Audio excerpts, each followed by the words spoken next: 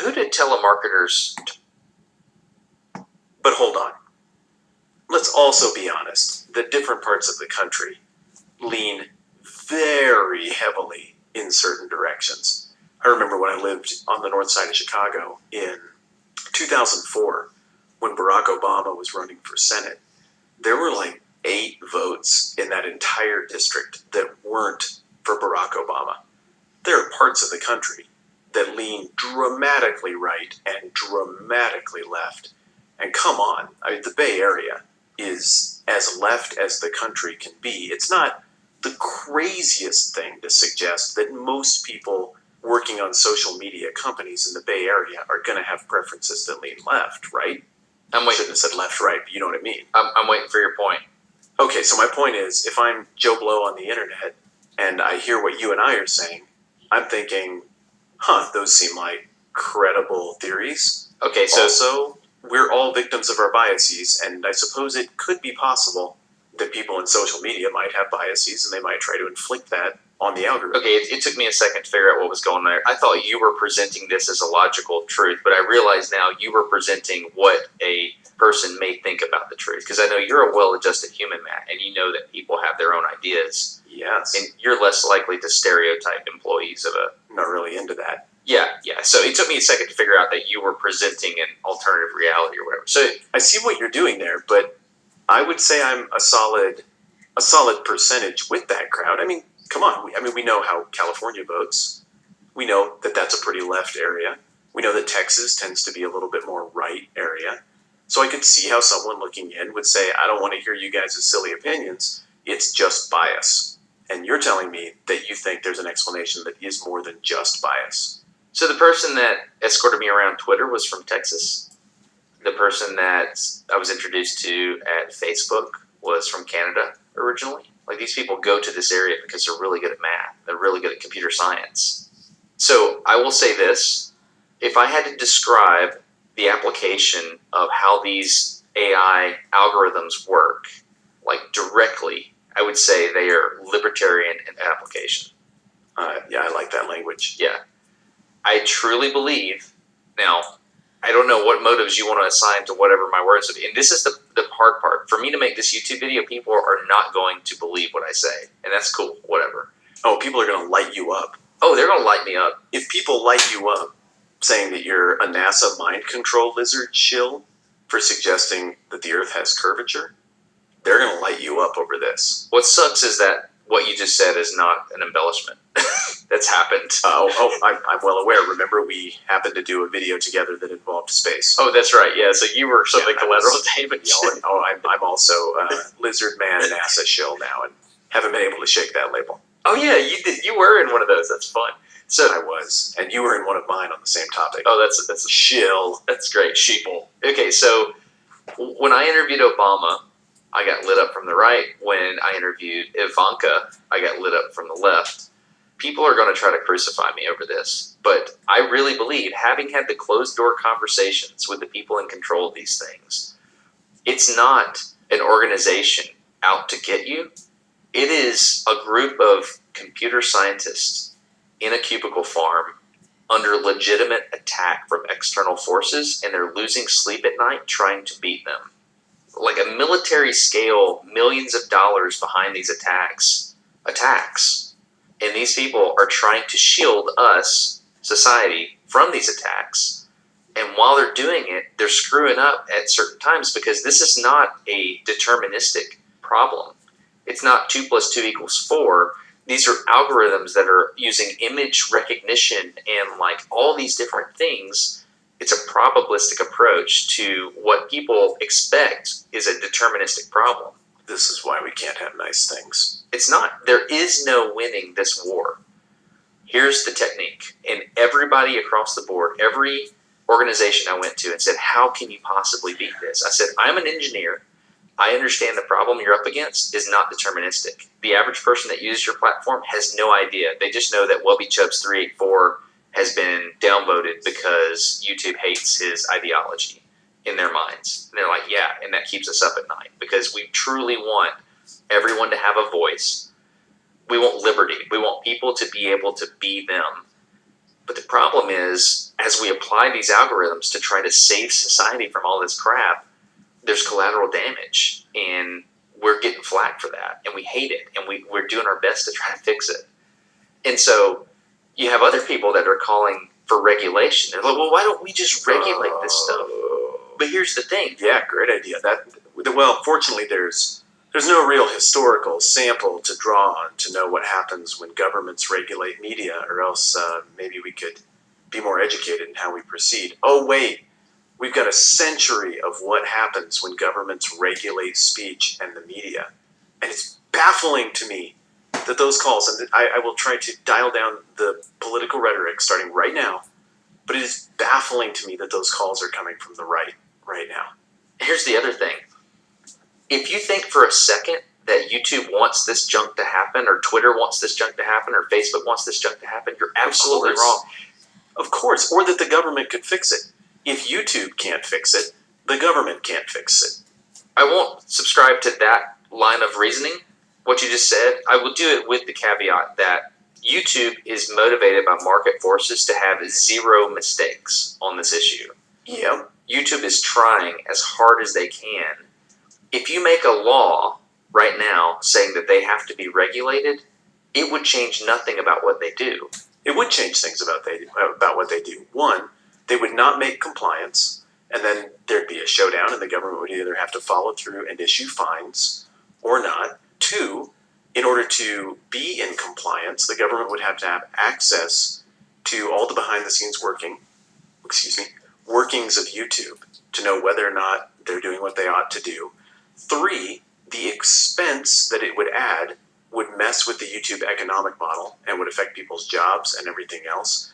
This is one of those things where, as a free market guy, I'm really encouraged by what you're telling me about what you heard from YouTube, because they're incentivized the right way to try to make the thing better. And I think this is the kind of thing that you're more likely to make better through financial incentive than by the clumsy force of the state. Exactly. I'm going to make the video to try to explain that to everybody that's mad at the algorithm. Wow. You're going to get absolutely wrecked. I am. Have you ever disabled comments on a video? I haven't, and I'm not going to. Okay. This is truth. Well, it is truth. This is truth. And so nobody's saying the truth. This is a gigantic freaking deal, dude. I know it is, but it's more than that, because we're in the depths of the economics of it, right, and the engineering problem of it. But let's back out to the 30,000-foot view, and let's look over here to our left on the timeline of this podcast here, and let's remember where we started. We started talking Tarzan? to General Brown. No. Oh, yeah. We started talking to General Brown, who is saying, hey, there's a gray zone. Do you know the term fait accompli? It's a French term. Yeah. I've heard people use it, but I'll sound dumb if I try to define it. Go ahead. What it means is a fait accompli. I learned it from listening to General Brown talk. He said the idea of these cyber attacks for ideological reasons. Am I saying that word right? By the way, is it ideological or ideal? Yeah. I have a hard time. Ideological. Yeah. So these attacks that are happening for ideological reasons are specifically to try to change people's minds so that you can, get a wedge in that crack in their society, and then you can just pound it with a hammer and split them wide open. You mean like dropping a whole bunch of leaflets out of a bomber? Same thing. Onto a country you're thinking about. Same thing, only no longer do you drop the leaflet and it flutters down from the sky. You inject it in a screen in the people's house that they watch privately alone. And they don't know where it came from. That's the difference. Yeah. They think they thought of it. This problem that we're talking about is not a military problem like I originally thought back when I was at RIMPAC listening to General Brown talk.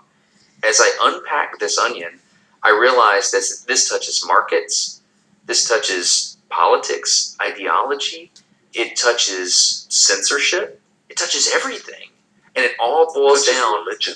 Yeah, it touches religion. And it all boils back to an engineering problem. An engineering countermeasure that's being developed to try to protect people from evil people. Is that fascinating or what? You people rule the world. What, who? Engineers? No, we don't rule the world. all data and information used to pass through the desks and offices of ink-stained journalists. Now, that's not how it works. It's not about the journalist or what they compose. It's about who controls how the data gets out, for better or for worse. And I appreciate your characterization. I'm sold on your characterization that there's nobility in the task. But it's like anything else. You have people working on the other side with the exact same skill set, and there's not nobility in what they're doing.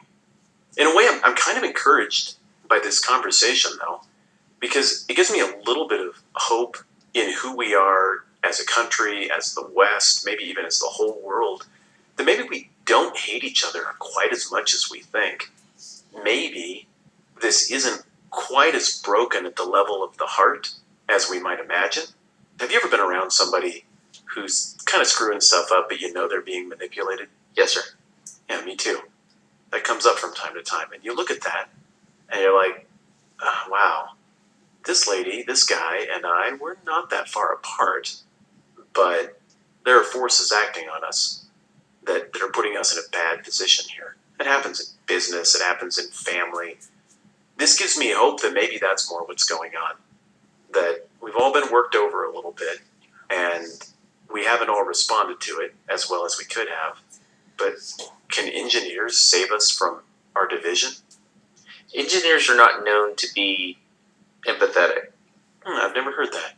Engineers are not known to be socially dialed.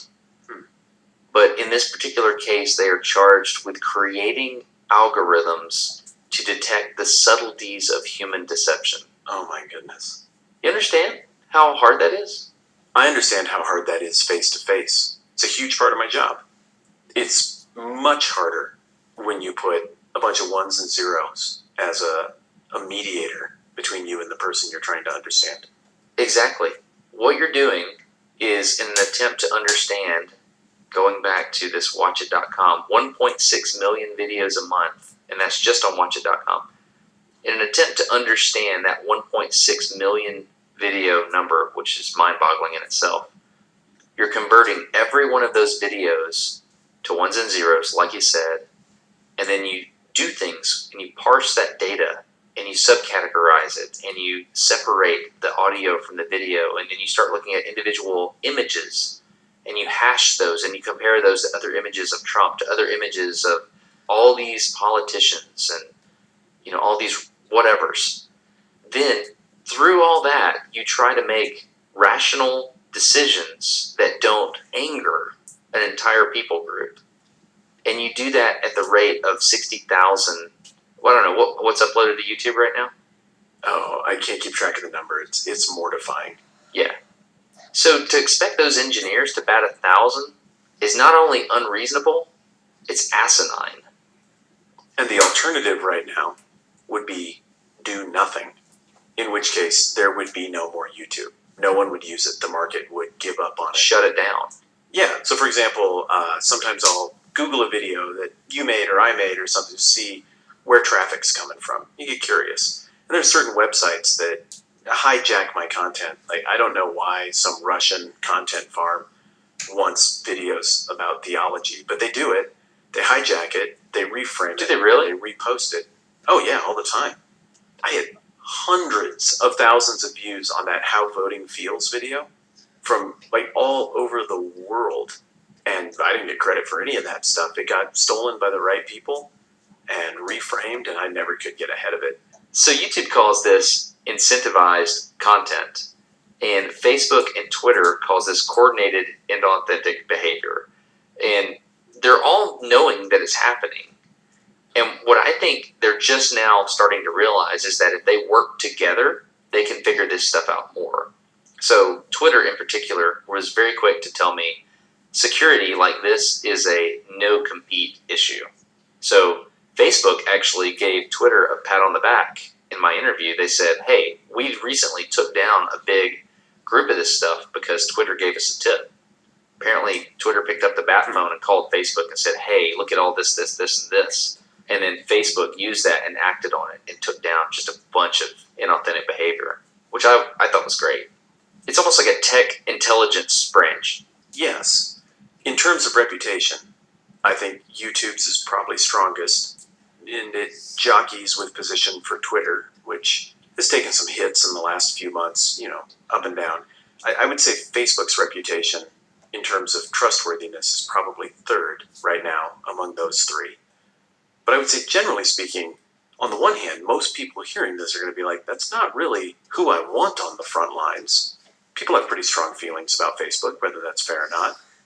But what's the alternative? Who else can be on the front lines? If you want an internet, somebody has to do this. It's interesting, isn't it?